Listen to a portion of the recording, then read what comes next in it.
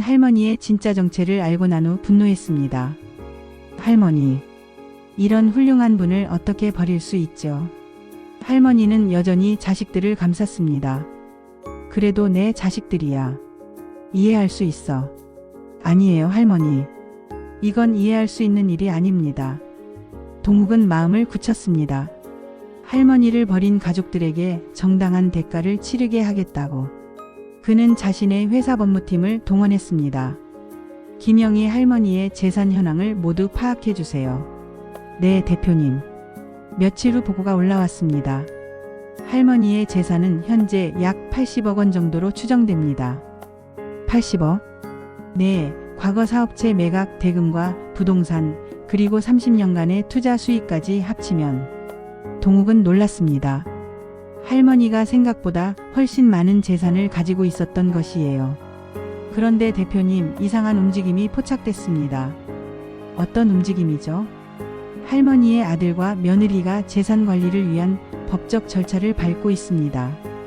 그런데 제출한 서류들이 위조된 것 같습니다. 동욱의 눈이 차갑게 변했습니다. 확실한가요? 네, 치매 진단서의 병원 도장이 가짜고 할머니의 서명도 필체가 다릅니다. 그럼 이들이 할머니 몰래 재산을 빼돌리려 한다는 거군요. 그렇습니다. 동욱은 주먹을 꽉 쥐었습니다. 좋습니다. 우리도 준비해야겠네요. 동욱은 대한민국 최고의 로펌을 찾아갔습니다. 안녕하세요. 법무법인 정의의 김철수 변호사입니다. 안녕하세요. 강동욱입니다. 회의실에서 동욱은 상황을 자세히 설명했습니다. 그러니까 치매 할머니를 버린 가족들이 이제 재산 때문에 위조 서류까지 만들고 있다는 말씀이시군요. 네, 맞습니다. 할머니께서는 이 상황을 아시나요? 아니요. 할머니는 여전히 자식들을 걱정하고 계세요. 김 변호사는 고개를 저었습니다. 정말 안타까운 일이네요. 하지만 법적으로는 충분히 대응할 수 있습니다. 어떻게요? 첫째, 문서 위조는 명백한 범죄 행위입니다. 둘째, 할머니의 의사에 반하는 재산 처분 시도도 무효할 수 있고요. 동욱은 고개를 끄덕였습니다. 그럼 어떻게 진행하시겠습니까? 할머니의 동의를 받아서 정식으로 법적 대리인을 선임하겠습니다. 그리고 이들의 불법 행위를 고발하고요. 집으로 돌아온 동욱은 할머니께 조심스럽게 상황을 설명했습니다. 할머니, 민수 씨와 선미 씨가 할머니 몰래 재산을 가져가려 하고 있어요. 할머니의 얼굴이 굳었습니다. 정말? 네, 그것도 위조 서류를 만들어서요. 할머니는 오랫동안 말이 없었습니다. 할머니, 그래도 내 자식인데. 할머니, 이건 용서할 수 있는 일이 아니에요. 할머니를 버린 것도 모자라서 이제는 돈까지. 할머니의 눈에서 눈물이 흘렀습니다. 내가 그렇게 키웠나. 할머니, 이제 더 이상 당하고만 계시면 안 됩니다. 결국 할머니는 동의했습니다. 알겠다. 내가 도와줘. 이게 뭐야? 민수는 서류를 펼쳐봤습니다. 서울중앙지방법원. 문서 위조 혐의. 선미의 얼굴이 창백해졌습니다. 여보, 이거 어떻게 된 거야? 모르겠어. 누가 신고한 거지? 그때 전화가 왔습니다. 여보세요? 안녕하세요. 강동욱입니다. 강동욱? 누구세요? 김영희 할머니의 법적 대리인입니다. 민수는 깜짝 놀랐습니다. 엄마를 어디서 찾으셨어요? 그건 중요하지 않습니다. 중요한 건 당신들이 할머니를 어떻게 대했는지예요. 무슨? 내일 오후 2시 서울중앙지법에서 뵙겠습니다. 민수와 선미는 당황했습니다. 어떡하지? 엄마가 우리를 고소한 거야? 그럴 리가. 엄마가 그럴 분이 아니잖아. 그럼 그 강동욱이라는 사람이? 그들은 급하게 변호사를 찾아갔습니다. 변호사님, 저희가 어떻게 해야 할까요? 일단 위조한 서류들은 모두 폐기하세요. 그리고 합의를 시도해보는 게 좋겠습니다. 합의요? 네, 재판까지 가면 더 큰 문제가 될 수 있어요. 하지만 이미 늦었습니다. 동욱은 합의할 생각이 전혀 없었거든요. 얼마 후 그들은 서울지방 대법원에서 만나게 됩니다. 김영희 할머니는 동욱의 부축을 받으며 법정에 들어섰습니다. 반대편에는 민수와 선미 그리고 그들의 변호사가 앉아 있었어요. 모두 기립해 주십시오. 판사가 입정했습니다. 김영희 대 김민수, 박선미 문서 위조 및 재산 침해 사건을 시작하겠습니다. 김철수 변호사가 일어섰습니다. 재판장님, 피고인들은 원고인 김영희 여사를 요양원에 버린 후 그녀의 재산을 불법적으로 차지하려 했습니다. 이것이 피고인들이 위조한 침해 진단서입니다. 그리고 이것이 위조된 서명입니다. 증거들이 하나씩 제시됐습니다. 민수의 변호사가 반박했습니다.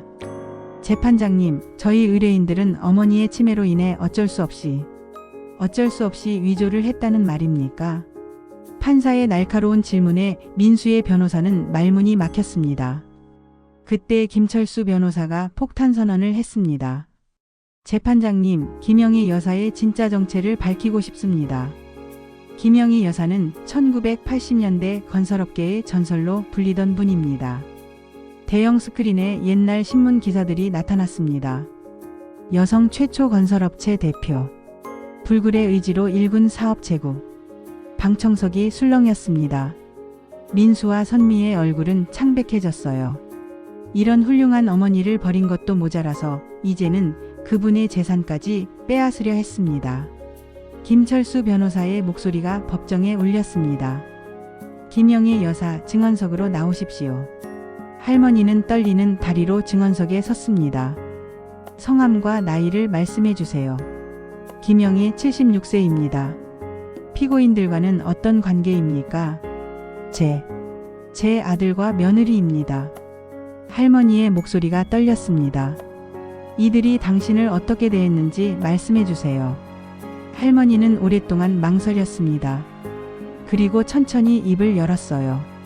처음에는 이해했습니다.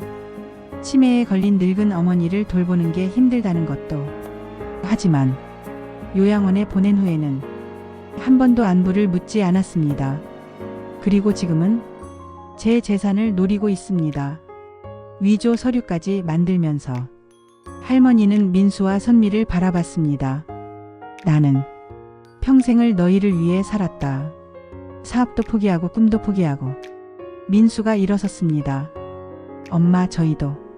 조용히 하세요. 판사가 제지했습니다. 할머니는 계속했습니다. 그런데 너희는 나를 짐이라고 했다. 그리고 이제는 내 돈까지. 할머니는 더 이상 말을 잇지 못했습니다. 법정은 정적에 휩싸였습니다. 피고인 김민수, 최후 진술하십시오. 민수가 떨리는 목소리로 일어섰습니다. 재판장님, 저는 정말 몰랐습니다. 무엇을 몰랐다는 겁니까? 어머니가 그런 훌륭한 분이셨다는 것을. 그것이 변명이 됩니까? 아니요. 하지만 저희도 힘들었습니다. 아이들 키우고 생활비 벌고. 방청석에서 야유가 쏟아졌습니다. 조용히 하십시오. 판사가 질서를 잡았습니다. 피고인 박선미도 할 말이 있습니까? 선미는 고개를 숙인 채 말했습니다. 죄송합니다. 정말 죄송합니다. 그때 동욱이 일어섰습니다. 재판장님, 한 말씀 드려도 될까요? 허가합니다. 동욱은 할머니를 바라보며 말했습니다. 김영희 할머니는 30년 전 제 생명의 은인입니다. 굶주린 아이에게 따뜻한 밥을 주시고 공부할 수 있게 도와주셨습니다. 그 할머니가 저에게 가르쳐 주신 것은 진정한 가족은 피가 아니라 마음이라는 것입니다. 동욱의 말에 법정이 숙연해졌습니다. 이제 제가 할머니를 모시겠습니다. 진짜 가족으로서. 일주일 후 판결이 선고되는 날이었습니다. 모두 기립해 주십시오. 판사가 입정하고 법정은 고요해졌습니다. 김영희 대 김민수, 박선미 사건의 판결을 선고합니다. 피고인 김민수, 박선미는 문서 위조죄로 각각 징역 1년 6개월에 집행유예 2년을 선고합니다. 민수와 선미는 주저앉았습니다. 또한 원고 김영희 여사에 대한 모든 재산 침해 시도는 무효로 판결합니다. 이상으로 판결을 마치겠습니다. 법정을 나서며 민수가 할머니에게 다가왔습니다. 엄마, 정말 죄송합니다. 하지만 할머니는 돌아보지 않았습니다. 이제 남보다 못한 사이구나. 그 말이 민수의 가슴을 찔렀습니다. 동욱의 집에서 새로운 생활을 시작한 할머니. 할머니 아침 드세요. 고마워 동욱아. 식탁에는 할머니가 좋아하는 음식들이 가득했어요. 할머니 오늘 뭐 하고 싶으세요? 글쎄, 요즘 기억이 가물가물하네. 동욱은 할머니 곁에 앉았습니다. 괜찮아요 할머니. 기억나지 않는 건 제가 새로 만들어 드릴게요. 새로 만든다고? 네, 새로운 추억들을요. 그날부터 동욱은 할머니와 함께 다양한 활동을 했습니다. 공원 산책, 미술관 관람, 그리고 할머니가 그리워하던 요리도 함께 했어요. 할머니, 이 김치찌개 정말 맛있어요. 그래? 예전 맛이 나니? 네, 아니 더 맛있어요. 할머니의 얼굴에 오랜만에 밝은 미소가 떠올랐습니다. 어느 날 저녁 할머니와 동욱은 테라스에서 차를 마시고 있었습니다. 동욱아. 네 할머니. 고맙다. 정말 고마워. 뭘 고마워하세요. 너는 피 한 방울 안 섞인 남인데 나를 이렇게 잘해주고. 할머니의 눈에 눈물이 맺혔습니다. 할머니 가족이 꼭 피가 섞여야 하나요? 응? 저한테는 할머니가 진짜 가족이에요. 어려울 때 도와주시고 꿈을 키워주시고. 그게 진짜 부모 아닌가요? 할머니는 고개를 끄덕였습니다. 그렇구나. 진짜 가족은 마음으로 하는 거예요. 그때 초인종이 울렸습니다. 문을 열어보니 민수가 서 있었습니다. 엄마, 한 번만 뵈주세요. 동욱이 나섰습니다. 할머니가 만나고 싶어 하시지 않아요. 제발, 한 번만. 할머니가 천천히 나타났습니다. 뭐하러 왔니? 엄마, 정말 잘못했습니다. 용서해 주세요. 용서? 할머니는 차갑게 말했습니다. 너는 이제 내 아들이 아니다. 법정에서 모든 게 끝났어. 엄마, 돌아가거라. 다시는 오지 마. 며칠 후 할머니는 동욱을 불렀습니다. 동욱아, 너에게 줄 게 있어. 뭐요, 할머니? 할머니는 오래된 상자를 꺼냈습니다. 이게 뭐예요? 내 평생의 기록이야. 상자 안에는 사진들, 편지들, 그리고 사업 관련 서류들이 가득했어요.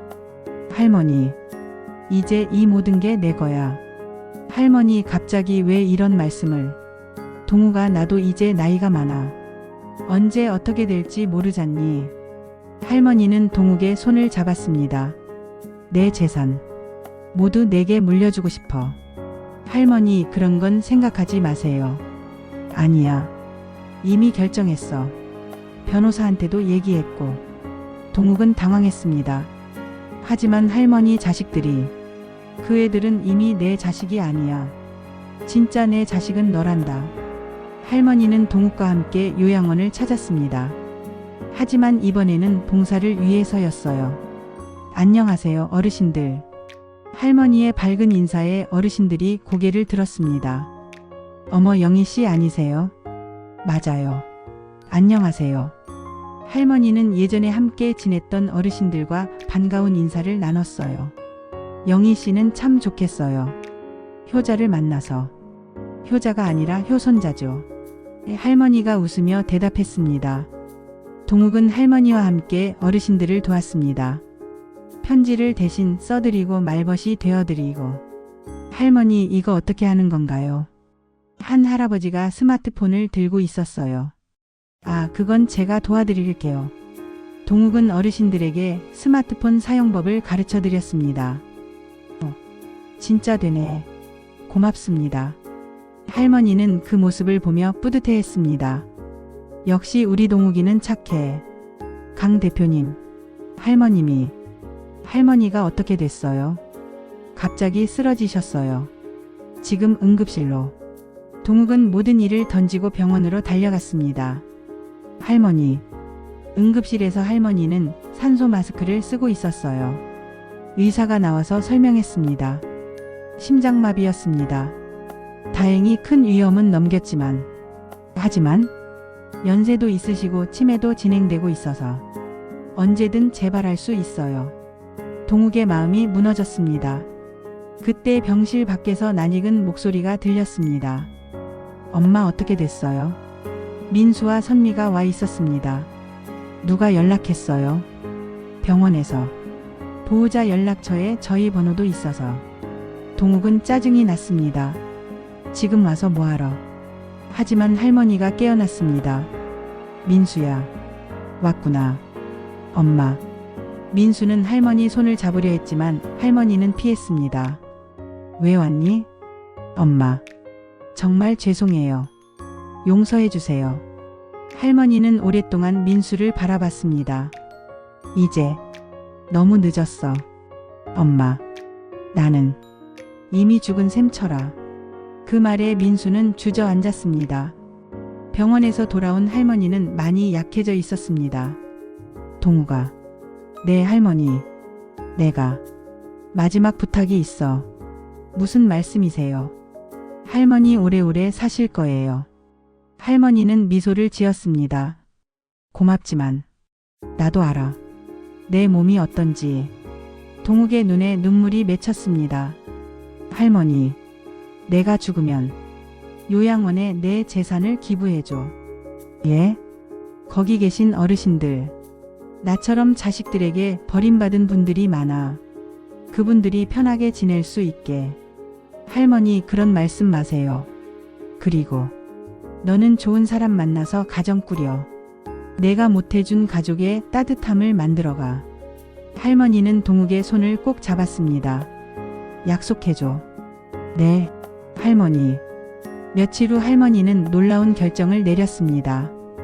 동욱아, 민수를 한번 불러봐. 할머니, 마지막으로 한번 보고 싶어. 동욱은 망설였지만 할머니의 뜻을 따랐습니다. 여보세요? 민수씨, 할머니가 만나고 싶어 하세요. 정말요? 지금 갈게요.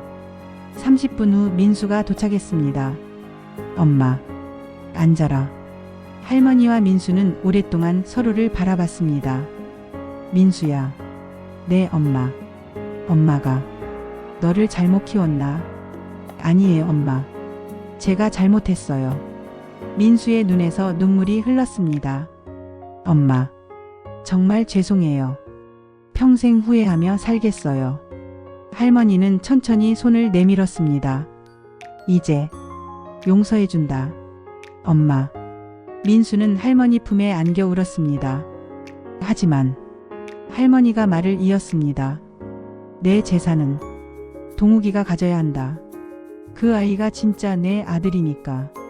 민수는 고개를 끄덕였습니다. 당연해요, 엄마.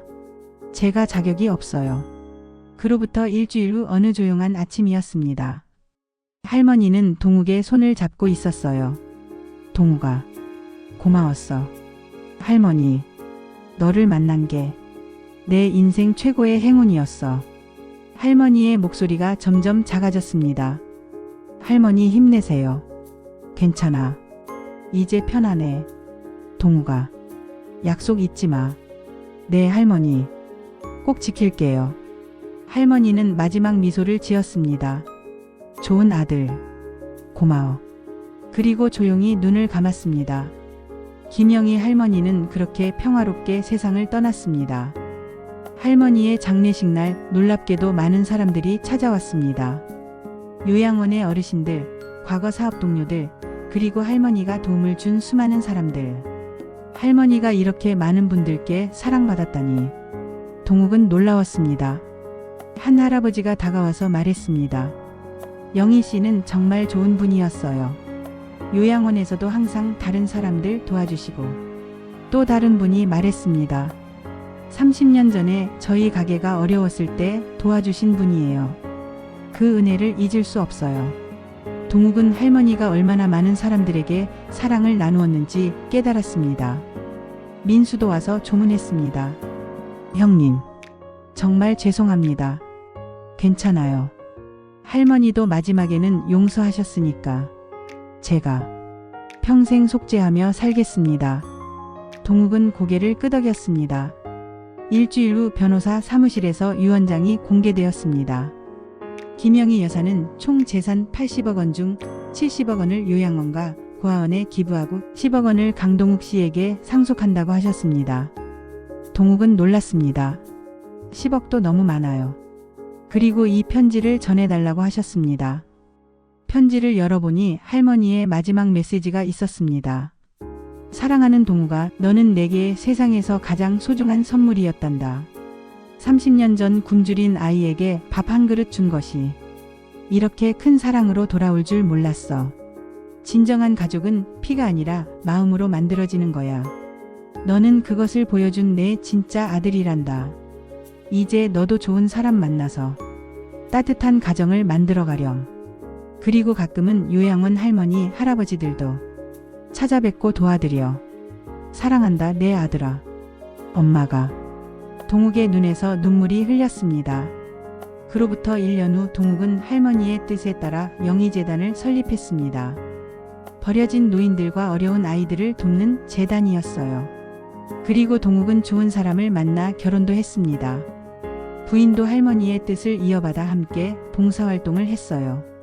매년 할머니 기일에는 요양원을 찾아가서 어르신들과 시간을 보냅니다. 할머니 잘 지내고 계시죠? 약속 지키고 있어요. 여러분, 이 이야기는 우리에게 많은 것을 생각하게 합니다. 진정한 가족의 의미는 무엇일까요? 사랑은 어떻게 전해지는 걸까요? 그리고 우리가 받은 사랑을 어떻게 되돌려줄 수 있을까요? 김영희 할머니와 강동욱, 이 두 사람의 만남은 우연이 아니었습니다. 30년 전에 뿌린 사랑의 씨앗이 결국 큰 나무가 되어 다시 할머니를 보호해준 것이죠. 혹시 여러분 주변에도 도움이 필요한 어르신들이 계시지는 않나요? 작은 관심과 사랑이 누군가의 인생을 완전히 바꿀 수 있습니다. 피가 섞이지 않았어도 진짜 가족이 될 수 있습니다. 마음으로 나누는 사랑이야말로 가장 아름다운 가족의 형태가 아닐까요? 오늘 이 이야기가 여러분의 마음에 작은 울림이 되었기를 바랍니다. 또 여러분도 누군가에게는 강동욱 같은 존재가 될 수 있다는 것을 기억해 주세요. 시청해 주셔서 감사합니다. 구독과 좋아요는 더 많은 감동적인 이야기를 만드는데 큰 힘이 됩니다. 다음에도 더 좋은 이야기로 찾아뵙겠습니다. 안녕히 계세요.